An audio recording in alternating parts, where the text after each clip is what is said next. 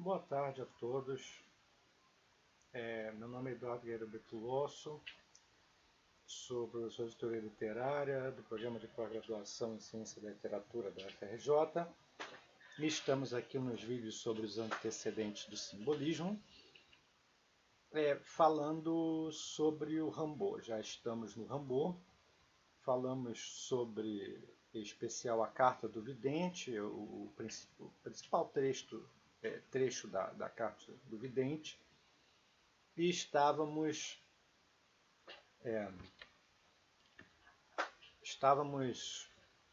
colocando a, a seguinte questão, de que no final do texto, o Rimbaud, eu não sei se dá para ver, daqui, ó, tá vendo? Consegui. Nesse finalzinho aqui, ele diz: virão outros homens trabalhadores, eles começarão pelos horizontes onde o outro se abateu.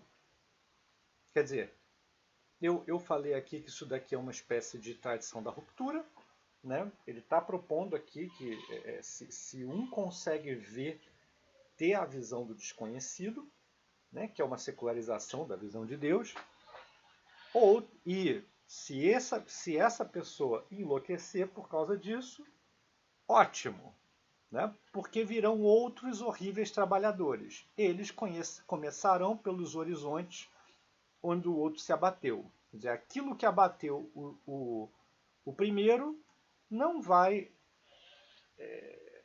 abater os segundos vão partir daquele ponto, né? Então, isso é uma visão típica de tradição, no final das contas, né? O conteúdo dessa tradição ele é completamente novo. Assim, nunca ninguém pensou em fazer uma tradição dos criminosos, dos malditos, né? Dos doentes. Nunca ninguém pensou nisso antes. Mas a estrutura é a estrutura da tradição. A estrutura também é de uma tradição mística, no sentido, né, no sentido da palavra de que ele está falando de evidência. Né, ele está falando de visão do desconhecido. Ele está falando de um trabalho consigo mesmo, de um cultivo da alma. Ele está falando tudo isso. Só o conteúdo que é precisamente o oposto, né, de toda a tradição do visionarismo cristão. Né? Por ser oposto, não é menos ligado a essa tradição. Né? Pelo contrário, né? Se é oposto, é porque está intrinsecamente ligado. Né? E é isso que é interessante. Né? Nesse processo assim, da visão da secularização, o que importa não é nem cair, né, na ideia de que não tem absolutamente nada a ver com o cristianismo, é um negócio absolutamente novo. Ele é, entendeu, um grande criador que está partindo do nada. Infelizmente não. Ele não está partindo do nada. Tá? E nem que ele depende completamente do cristianismo. No final das contas, ele é uma espécie de cristão. Né? Ele é um cristão, no final das contas, ele acredita nisso mesmo, ele só está mudando os termos, mas ele está fazendo praticamente a mesma coisa. Não, também não. Né? Ele está introduzindo uma mudança bastante radical. Né? E essa mudança radical, ela é radical por estar radicando nessa tradição, né? Na tradição da vidência mesmo. Né? Tá partindo dela. Né? A estrutura é uma estrutura assim bastante próxima dela mesma. Assim, é uma estrutura análoga, homóloga, melhor dizendo. Né? Bem homóloga. Né? Mas o que eu queria dizer é o seguinte, é que a ideia dele de toda essa loucura do vidente, ela nos lembra bastante o nosso texto do Novalis, né? Eu vou retomar aqui, ó. Ele fala, né? O sentido poético tem mais de uma coisa em comum com o sentido místico. Isso aqui é Novalis. E mais de uma coisa comum com o sentido místico. É o sentido do próprio, do pessoal, do desconhecido. O sentido poético é o sentido do desconhecido, do misterioso, do revelador, do acidental. Ele representa o irrepresentável. Você vê, inefável tortura, aqui também tem representável. Ele vê o invisível e sente o insensível. Ele vê o invisível, né? Ele é um vidente, só que ele é um vidente do desconhecido, do invisível. Não é muito diferente do que o Rimbaud está dizendo, né? A vidência negativa, vamos colocar assim, tá? É comum aos dois. Crítica da poesia é um absurdo. É difícil dizer se um poema... O poema é realmente... O poeta é realmente insensato. E é por isso que tudo realmente acontece com ele. Você vê que a mesma ideia de totalidade está aqui. O Rimbaud, ele fala no sentido de que o poeta ele vai chegar à experiência extrema de todos os homens, né? Diversas formas de sofrimento, de loucura e tal, e tal, e tal. Aqui você vê tudo realmente acontece com ele, né? O poeta também tem esse lugar de uma experiência de todas as coisas, de toda a variedade de experiências possíveis do homem, né? E por isso mesmo, por esse excesso, o poeta é insensato, né? Então o poeta ele tem algo de louco. Ele representa no sentido próprio da palavra sujeito e objeto, a alma e o mundo. Bem, o Rimbaud também pretende fazer um cultivo da alma, né? Um conhecimento e um cultivo da alma. Né? E esse cultivo da alma, ele está ligado a uma totalidade do mundo também. Né? Daí o infinito de um bom poema, sua eternidade e tal e tal. Aí ele vai falar o sentido poético está intimamente relacionado com o sentido profético e o sentido religioso. Com a loucura em geral. Né? Aí ele equivale essas duas coisas à loucura. O que também não é muito diferente do que o Rimbaud vai dizer. Né? O Rimbaud também vai colocar a vidência, né, como um lugar próximo da loucura, ou na verdade é a loucura mesmo. Né? O que interessa é, nesse cultivo todo monstruoso da alma, chegar ao desconhecido e enlouquecer. Né? Esse poeta enlouquecido, quando ele perde a inteligência de suas visões, ele as viu. Né? Esse é a ideia.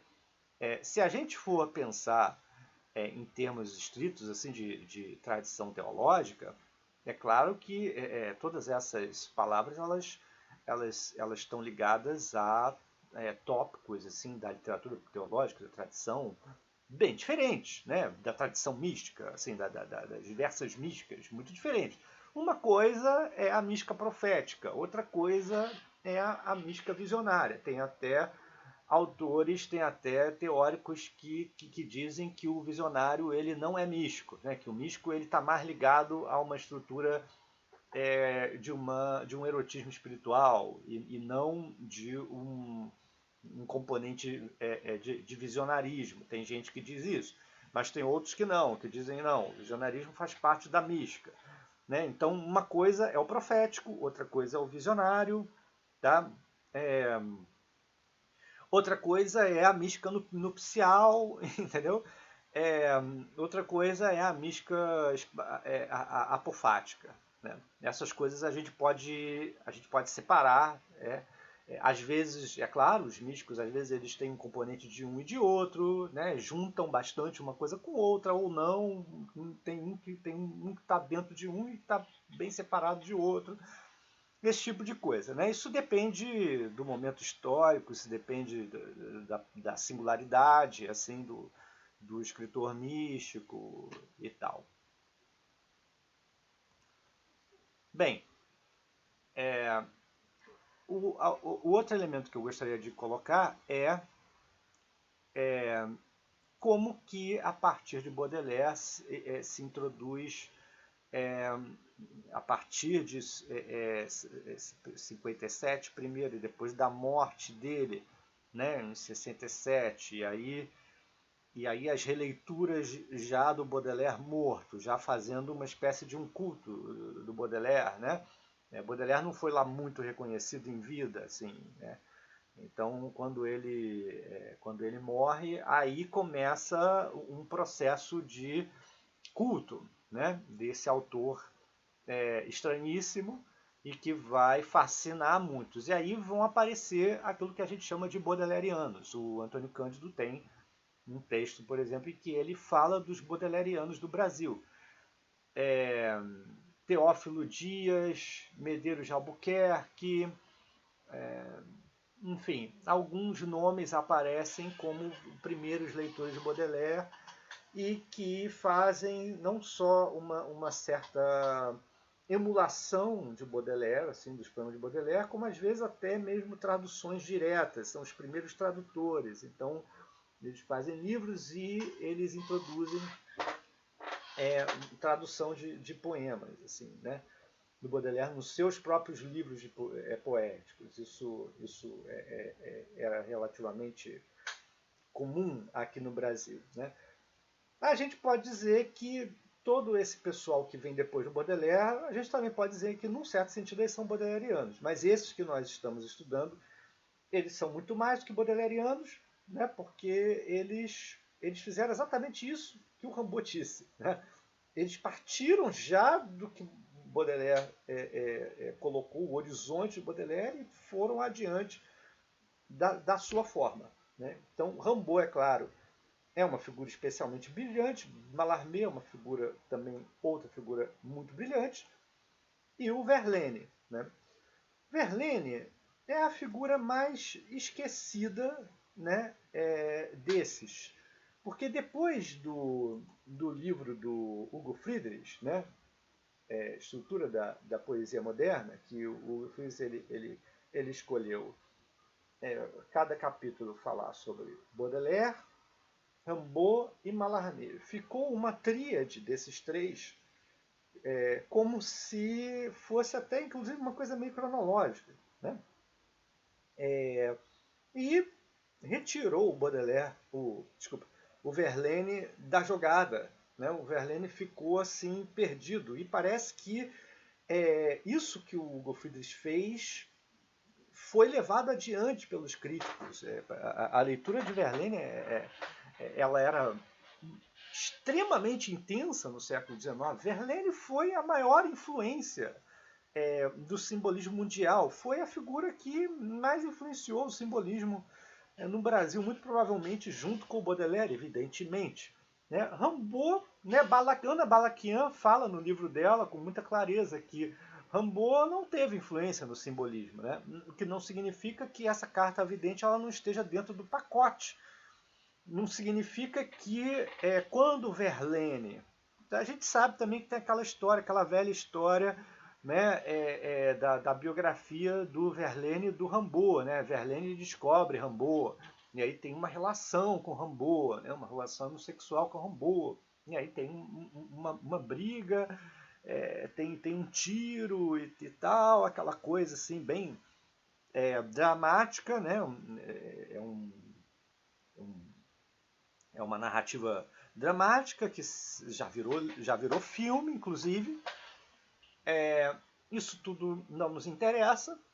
O que interessa é que Verlaine já era uma figura mais velha que o Rimbaud, descobre e já tinha relações com o meio literário, não tinha um grande reconhecimento, mas ele estava envolvido, assim, bem envolvido no meio literário parisiense, né? Traz o Rimbaud para esse meio. Rimbaud faz as loucuras que faz, mas o que interessa disso tudo é que o Rimbaud, assim, eu discordaria da maneira como a Ana Balakian colocou, que o Rimbaud não tem absolutamente nada a ver com simbolismo. Isso não. Isso não, porque o Verlaine, depois de toda aquela coisa que aconteceu com Rimbaud, o tempo passou, né? Ele resolve escrever um livro, um pequenininho um livro dele sobre os poetas malditos. E aí ele coloca 3 poetas malditos. Tristan Corbière, que é um dos nomes que eu não estou falando aqui, que também são antecedentes do simbolismo. Tá? Eu não estou falando de Villiers-Adam, não estou falando de Gerard de Nerval, não estou falando de Tristan de Corbière, mas essas figuras são figuras muito importantes também toda essa preparação do simbolismo, são todos pré-simbolistas, né? Então, mas o Verlaine, ele fala do Corbière, os malditos escolhidos dele são o Corbière, o Mallarmé e o Rimbaud. E os simbolistas, eles leem esse texto do Verlaine, e isso se torna importante para eles. Então, Rimbaud ele tá no horizonte, ele vai ser, tem revista que vai publicar novidades sobre Rimbaud, né? Publicar alguma coisa que não foi publicado, entendeu? Então as pessoas estão lendo Rimbaud, mas não, claro que não, assim como não existe uma compreensão assim extensa de Mallarmé, também não existe uma compreensão de Rimbaud. Na verdade, a figura que é melhor compreendida é a figura que é menos complexa nesse sentido, que é o Verlaine mesmo, né? Então, ele é o mais compreendido e ele vai ser a figura que vai ser a principal influência da fase decadentista, porque depois na fase simbolista propriamente dita, quem vai mais influenciar é o Mallarmé. Isso pouco importa se eles não estão compreendendo o Mallarmé como a gente compreende hoje. Aliás, isso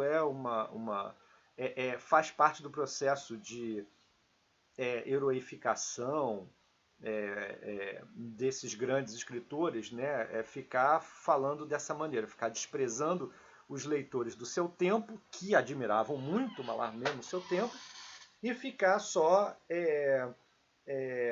dizendo que Mallarmé é superior a tudo isso, e que Mallarmé, de fato, ele foi descoberto mesmo lá pelos anos 50, com o concretismo e etc e tal. Essa é uma versão, para mim, assim, muito falha das coisas, assim, porque ela não leva em consideração o processo de recepção, em primeiro lugar. Em segundo lugar, ela coloca como uma coisa infinitamente superior àquele autor em relação ao meio literário que ele viveu. Também eu não concordo com isso. Eu acho que o meio literário ele é importante, ele foi importante para o desenvolvimento do próprio autor, para início de conversa, né? Então, é essa mania que uma certa crítica que quer fazer uma espécie de purificação, de purgação, né, de muitos nomes e fica só com pouquíssimos nomes, fica com um Olimpo pequeno, curto, né? Vai necessariamente desprezar, né, a série de acontecimentos interessantíssimos que se passaram na história do simbolismo. E ainda não chegamos nessa história. Estamos, de fato, nos grandes autores pré-simbolistas, né? Mas vamos chegar àquela história. Então, Verlaine é interessante, como eu falei, por alguns fatores essenciais assim, do desenvolvimento do decadentismo. Tá? Então a gente vai ler esse poema aqui, que é Arte Poética. Você vê que é já numa fase tardia do Verlaine, em 1882, já tá na fase do decadentismo. O decadentismo já é essa fase aí. Né? Começa mais ou menos em 1881, né? E vai até 1885, 6, né? Essa é a fase do decadentismo. Então, esse poema ele foi escrito em 1874, se eu não me engano, então muito antes, mas só foi publicado em 1882, aí na fase do decadentismo. Tá? Então, vamos ler o poema. Aí eu coloquei do lado em francês, porque nesse caso aqui eu achei que dava para colocar o francês, né? Nos outros eu não consegui, mas eu achei que não ia caber direito aqui no enquadramento, mas esse poema aqui, os versos são mais curtos, então dá para colocar, dá para ter uma ideia do original. Música acima de qualquer coisa e prefere o ímpar, menos vulgar, que é bem mais vago e solúvel que o ar, que nada pesa e que em nada pousa. Aí, isso é um. Eu resolvi não colocar o poema inteiro, também coloquei só essas estrofes, né? Aí depois tem uma outra estrofe. Vamos ficar com essa aqui. A proposta é uma espécie de manifesto, arte poética, né? Um manifesto escrito em poesia, né? Isso também é uma tradição, isso também tem uma tradição. Música, e é bem Verlaine isso, né? Não que o Verlaine não tenha sido crítico, ele escreveu esse famoso texto, Os Poetas Malditos, mas, na verdade, isso aqui combina mais com ele mesmo. Ele é um poeta por excelência, né? E o que ele está propondo é esse primeiro verso mesmo. Música acima de qualquer coisa. Aqui só falta entender que tipo de música poética seria essa. Que tipo de musicalidade no poema o Verlaine está propondo. Música acima de qualquer coisa. E prefere o ímpar. Que ele está dizendo para dar preferência para o verso ímpar, o enecassílabo, né? Menos vulgar, né? Porque o verso par seria mais vulgar, que é bem mais vago e solúvel no ar. Quer dizer, aqui já se introduz uma noção típica desse primeiro decadentismo e do simbolismo em geral, né? Que é a sugestão, o vago. E o Verlaine ele é um mestre disso. Tá? Essa musicalidade, ela não é a musicalidade, porque tem outras noções de musicalidade no simbolismo. Tem uma noção mais da instrumentação verbal, que é a adoção do René Gilles, e tem a noção malarmeana, né? Que é a da uma sugestividade do absoluto e do infinito negativo, né? Aqui, ou do oculto, né? Tem alguns que também colocam assim a música como a sugestão do oculto, do mistério. No caso do Verlaine, não. No caso do Verlaine, o que interessa é mais a nuance, né? Esse elemento vago, né? Dispersivo, solúvel no ar, nebuloso, né? E por isso musical, é uma música impressionista, não é uma música wagneriana, por exemplo, assim, no sentido de que o Wagner ele é muito grandioso, né? Embora o Wagner também tenha algo de nebuloso às vezes, né? Ele tem um elemento nebuloso, não é um elemento nebuloso monumental. Aqui o Verlaine não é monumental, assim, o Verlaine ele é lírico mesmo, né? Não é épico. O Verlaine é lírico, é o mais lírico, né? Que é bem mais vago e solúvel no ar, que nada pesa e que nada pousa. Olha, perfeito aqui essa definição, né? Sans rien ennui que pese o que pose. Quer dizer, não tem peso, né? Flutua. É uma maneira de falar que flutua sem dizer, né? Que é típico também, né? É algo que ele tem mais ou menos em comum com o Mallarmé nesse ponto, né? Essa sugestão de não dizer a coisa, né? Que é bem mais vago e solúvel do ar, que nada pesa e que em nada pousa. É uma pena, uma pena sem peso, né? Uma pena perdida.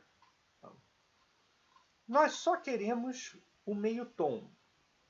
Aqui a nuance, né? Na verdade, tá aqui no francês, né? Nada de cor, somente a nuance.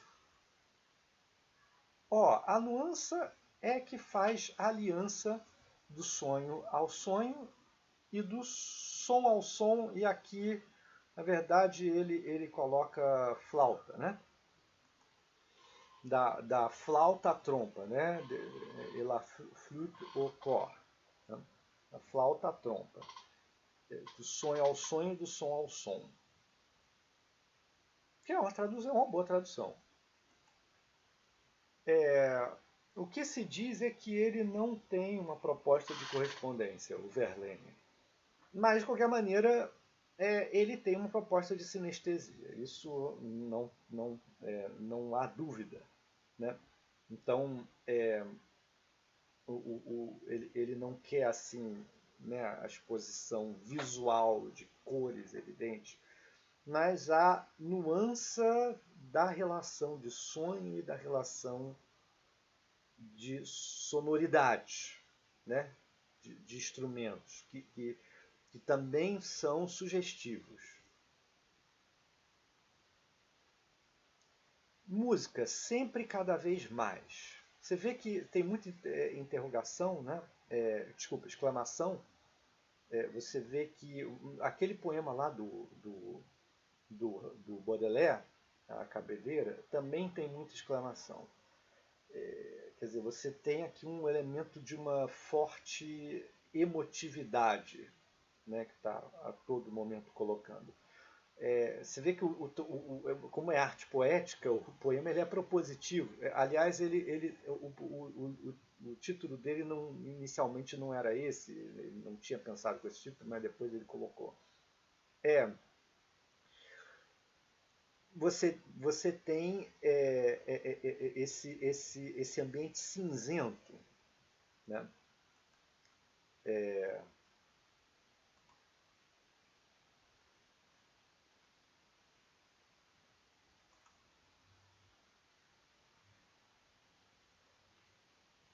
Aí continua a música sempre cada vez mais, né? De la musique encore et toujours, a música ainda e sempre, né? Você vê que tem muita repetição de palavra também. Seja o teu verso a coisa evolada, que vem a nós de uma alma exilada, uma alma em trânsito, né? D'une âme en aller, né? Em outros céus para outros ideais, em direção a outros céus e outros amores. Né? Interessante aqui que evolado, né? Elevar-se voando, né? Seja o teu verso a coisa evolada. O que interessa ao verso é ser que nem essa pena que vai planando sem pousar, né? como se colocou na estrofe anterior, que a gente viu. E isso tem alguma associação com essa alma em trânsito, né? Quer dizer, a alma também como algo que não tem o peso do corpo, pelo menos, né? Em outros céus, em direção a outros céus e outros para outros amores, né? Então, o interessante aqui é as rimas, né? Que o sempre rima com amores, outros amores, quer dizer, algo que está ligado a esse um certo supernatural, talvez não um sobrenatural, mas talvez um supernatural, né, no sentido de elevar para cima, né, e constante, permanente, né. E a rima aqui do envolé e analé, que coloca o evolado com o ir-se, né? O indo, né? Que coloca a ideia de devir. Então eu percebo aqui uma diferença entre eternidade e devir. Não sei se eternidade, mas permanência e devir. Né? Quer dizer, é o que interessa e que estão juntas, na verdade. Na verdade, essa é uma permanência, é uma coisa que está sempre acontecendo, né? Como um perpétuo elevar-se lento e sutil, nuançado. Né? Essa delicadeza ela vai ser muito praticada no simbolismo. Nessa mistura de nuance, sugestividade, vagueza, delicadeza. Isso é tipicamente simbolista já. Né? O Verlaine realmente é um representante simbolista e, muito especificamente, decadente, no momento decadente. Né? Esse mundo cinzento, né? Enfim, o verso rico, né? Tal. Bem, o próximo vídeo vamos passar para Mallarmé.